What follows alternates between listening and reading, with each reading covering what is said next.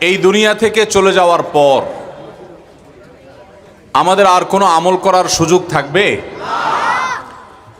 যখন দুটি চোখ বন্ধ হয়ে যাবে চিরতরে, আমরা চাইলেও আর আমাদের রবকে একটা সেজদা দিতে পারবো? আমরা চাইলেও 2 রাকাত সালাত আদায় করতে পারবো? আমরা চাইলেও কিছু দান সাদাকা করতে পারবো?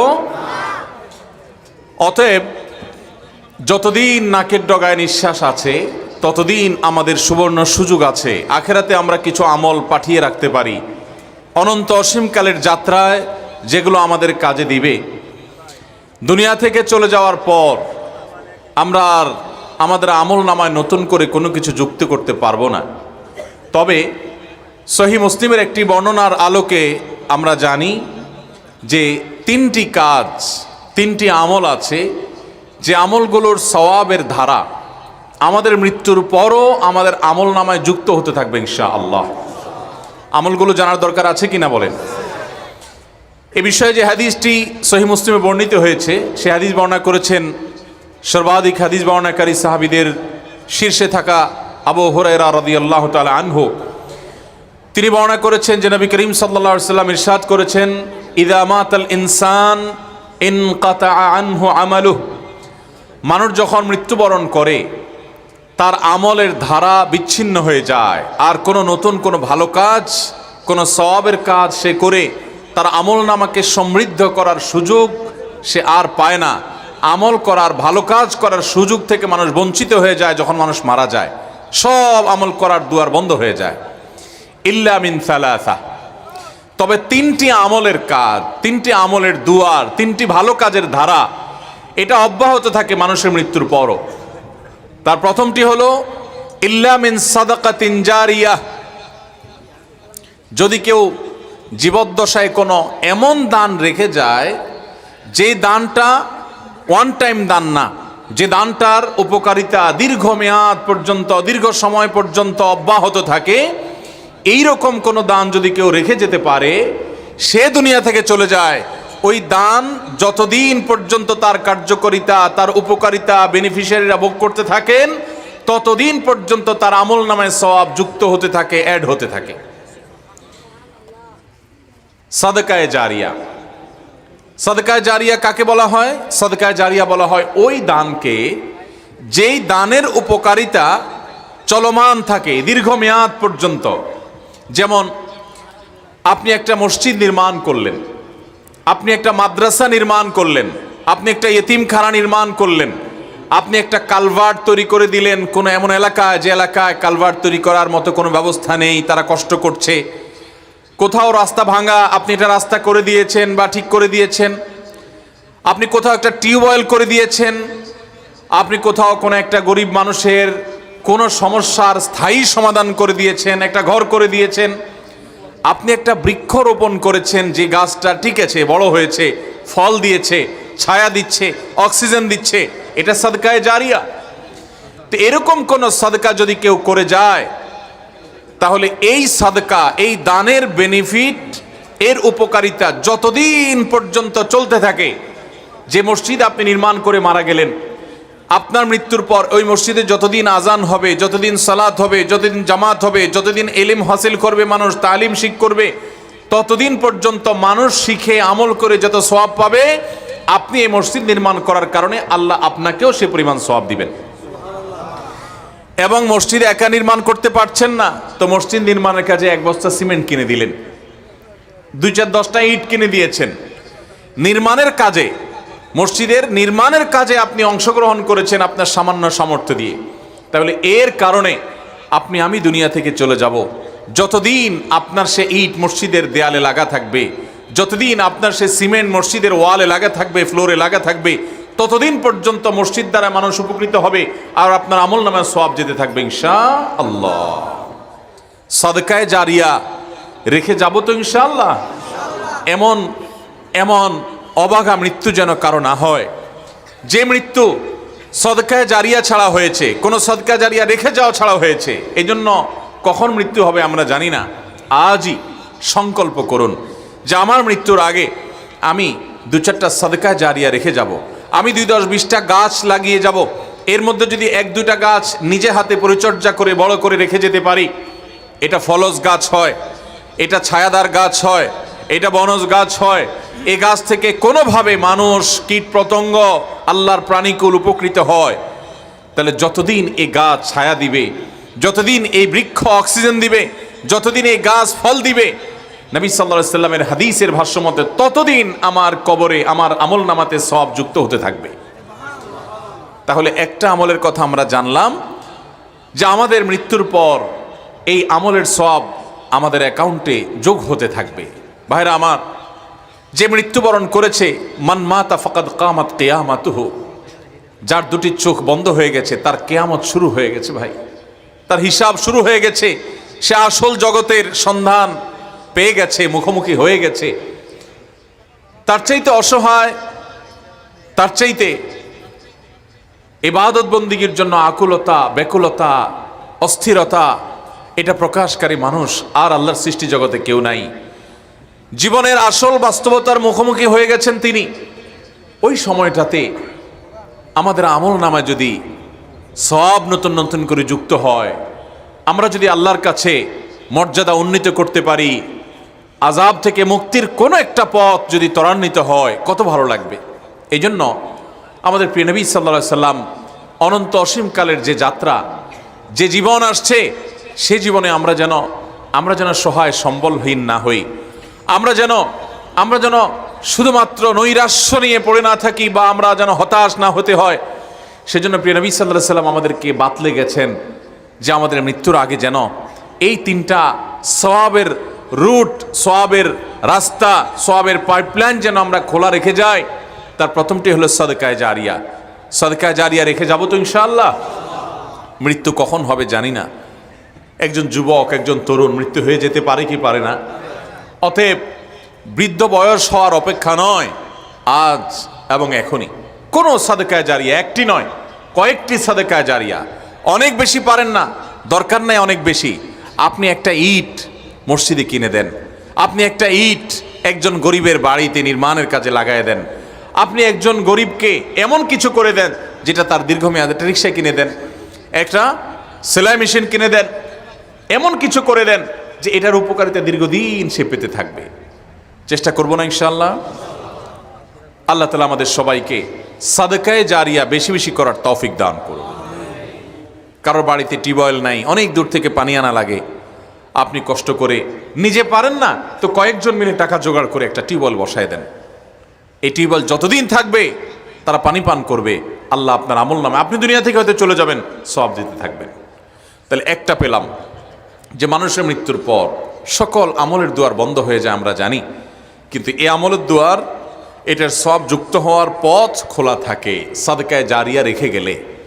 দ্বিতীয়, আও ইলমুন ইউনতাফাউ বিহ, এমন উপকারী ইলম যেটা থেকে অন্যরা উপকৃত হতে থাকে। এটা যদি রেখে দুনিয়া থেকে যাওয়া যায়, তাহলে আপনার রেখে যাওয়া জ্ঞান থেকে যত মানুষ উপকৃত হবে, তারা আমল করবে, অন্য আরও মানুষকে শেখাবে, এই সকল মানুষের যে সওয়াব আহরণ হবে ইলম অর্জন করে, জ্ঞান অর্জন করে, কোরআন হাদিসের কথা জেনে শিখে শেখানোর মাধ্যমে, আপনি যে শুরুটা করে দিয়ে গেছেন, আপনার আমল নামাতে সওয়াব যুক্ত হতে থাকবে। এই জন্য নিজের ছেলে মেয়েকে সূরা ফাতিহা শেখানো নিজে করবেন, নিজের ছেলে মেয়েকে কোরআনের শিক্ষা সবার আগে নিজে শুরু করবেন, নিজে বিসমিল্লাহ করবেন, তাদেরকে শেখাবেন। শুধু ছেলে মেয়ে কেন, আপনি একজনকে একটা দোয়া শিখিয়েছেন, তিনি এই দোয়াটা সবসময় আমল করেন, 10 জনকে শিখিয়েছেন, 10 জনের ভিতরে একজন নিয়মিত আমল করেন, তিনি আবার আরও 2-4-5 জনকে শেখাচ্ছেন, এর মধ্যে আপনার মৃত্যু হয়ে গেল। ওই যে আপনি শিখিয়ে দিয়ে গেছেন, সেজন্য সে আমল করছে, যতদিন সে আমল করবে তার সব তো সে পাবেই। আল্লাহ তাআলা আপনাকে বোনাস হিসাবে, যেহেতু আপনি শিক্ষক ছিলেন, আপনি এর ধারাটা শুরু করে দিয়ে গেছেন, এজন্য তার সমপরিমাণ সওয়াব, এমনকি তিনি আরেকজনকে শিখাচ্ছেন, এইভাবে ধারা যতদিন পর্যন্ত যাবে, যতদূর পর্যন্ত যাবে, তাদের সবার সমপরিমাণ সওয়াব আল্লাহ তাআলা আপনার অ্যাকাউন্টে যোগ করবেন। তাহলে ভাইরা আমার, উপকারী কোনো জিনিস শিখলে আমরা মানুষকে বলতে ভুল করব। আজকে যে হাদিসটি আমি পাঠ করছি, এই হাদিসটাও আপনি জানার পর আপনি 10 জন, 20 জন, 30 জনকে জানাবেন, যাতে অন্যরাও শুরু করে দেয়। তাহলে আপনার বিজনেস চালু হয়ে যাবে, যে তারা আমল করবে, আপনি শিখিয়েছেন, এজন্য আপনাকে আল্লাহ রাব্বুল আলামিন সওয়াব দিবেন, বঞ্চিত করবেন না। ভাইরা আমার, নবী করিম সাল্লাল্লাহু আলাইহি ওয়াসাল্লাম তিনি আমাদেরকে উপকারী ইলম, যে ইলমটা মানুষকে উপকার দিবে, মানুষকে ভালো পথে আনবে, এটা আমলের দিকে আনবে, গুনাহ থেকে দূরে সরাবে, সে আমলটাকে বিস্তার করবার জন্য, সেটাকে ছড়িয়ে দেওয়ার জন্য, অন্যদেরকে শেখাবার জন্য তিনি আমাদেরকে নির্দেশ করেছেন। আমরা সে চেষ্টা করব তো ইনশাআল্লাহ। তাহলে ভালো কিছু জানার পর সেটা শুধু নিয়ে বসে থাকবো না, অন্য মানুষদেরকে শেখাবো, রেখে যাব। আপনি একটা ভালো বই লিখেছেন আল্লাহকে খুশি করবার জন্য, দুনিয়ার ধান্দা সেখানে ছিল না। যদি এরকম হয়, এই বই থেকে যত মানুষ উপকৃত হবে, আপনি তাদের সবার সমর্পণ সওয়াব আপনি অর্জন করতে থাকবেন। এমনকি জাগতিক এলেমও যদি হয়, আপনি একজনকে এমন বিদ্যা শিখালেন যে বিদ্যা দ্বারা সে মানুষের সেবা করবে, আপনার উদ্দেশ্য যে এর বিনিময়ে আপনি আল্লাহর কাছে আজর এবং সওয়াব চান, অন্য কিছু না। এই আশায় যদি আপনি করেন, তাহলে এই জাগতিক জ্ঞানটাও যদি কাউকে শেখান এবং উদ্দেশ্য তার দ্বারা মানুষের সেবা করবে, আল্লাহ তাআলা আপনাকে তার মাধ্যমে সওয়াব দান করবেন। তাহলে মানুষকে শেখানো, উপকারী জ্ঞান রেখে যাওয়া, এই কাজটা আমরা করবো তো ইনশাআল্লাহ। ভাইরা আমার, হারামের ইমাম শেখ সুদাইস, শেখ সুরাইম, অন্যান্য যে ইমামরা আছেন, ওনাদের সূরা ফাতিহা পাঠ করার পর কত মানুষ তাদের সাথে আমিন বলেন, এবং কত মানুষ তাদের তেলাওয়াত শুনেন, কত মানুষ তেলাওয়াত শুনেন, যত মানুষ শুনেন সবাই সওয়াব পাচ্ছেন। এই মানুষগুলোকে কেউ না কেউ সূরা ফাতিহা শিখাইছে না শিখায় নাই? তাহলে যে মানুষগুলো সওয়াব তাদেরকে সূরা ফাতিহা শিখিয়েছেন, তারা হয়তো দুনিয়া থেকে চলে গেছেন, কিন্তু যদি ইখলাস তাদের থেকে থাকে, এবং সুধারণা করি আমরা ইখলাস ছিল, তাহলে এনারা যত আমল করছেন, যত সওয়াব পাচ্ছেন, ওই শিক্ষক আল্লাহর বান্দা কিন্তু এই সমপরিমাণ সওয়াব তার কবরে বসে বসে পাচ্ছে। মান সান্না সুন্নাতান হাসানাতান ফালাহু আজরুহা ওয়া আজরু মান আমিলা বিহা মিন গায়রি আন ইউনকাসা মিন উজুরিহিম শাইআ। নবীজি বলেছেন, আল্লাহর কোনো বান্দা যদি কোথাও কোনো ভালো কাজ চালু করে দেয়, শুরু করে দেয়, প্রচলন দিয়ে দেয়, মানুষকে শিখায়, সবার মধ্যে অভ্যস্ত করে দেয়, তাহলে যত মানুষ তার দেখা দেখি আমলটা করবে, ওই ব্যক্তি যে আমলটা চালু করে দিয়েছেন তাদের সওয়াব তো তারা পাবেই, তাদের সওয়াবের সমপরিমাণ বোনাস সওয়াব ওই ব্যক্তিকে আল্লাহ তাআলা দান করবেন। তাহলে আমরা উপকারী জ্ঞান দুনিয়াতে রেখে যাব তো ইনশাআল্লাহ। কোনো একটা কোরআনের আয়াত আপনি শিখেছেন, কোনো একটা হাদিস আপনি শিখেছেন, বাল্লিগু আন্নি ওয়ালাউ আয়া, নবীজি বলেছেন আমার কাছ থেকে একটি আয়াতও যদি শিখে থাকো, এটা আরেকজনের কাছে পৌঁছে দাও। এমনও হতে পারে যে তুমি যার কাছে পৌঁছে দিয়েছ, ওই লোকটা তোমার চাইতে তার ইখলাস বেশি, সে তোমার চাইতে বেশি আমল করেছেন, হতে পারে কি পারে না? তাহলে মানুষের মৃত্যুর পর যে আমলের সওয়াব অব্যাহত থাকে, বন্ধ হয়ে যায় না, সেটা হলো উপকারী ইলম। আমরা কোনো কার্পণ্য করব না, হেজিটেশন করব না, দ্বিধা করব না, কোনো প্রকার সংশয় আমাদের মধ্যে যেন না হয়।